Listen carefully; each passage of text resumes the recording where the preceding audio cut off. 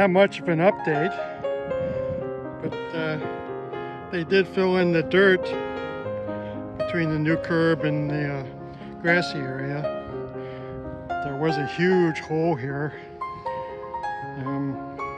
about 12 to 18 inches deep.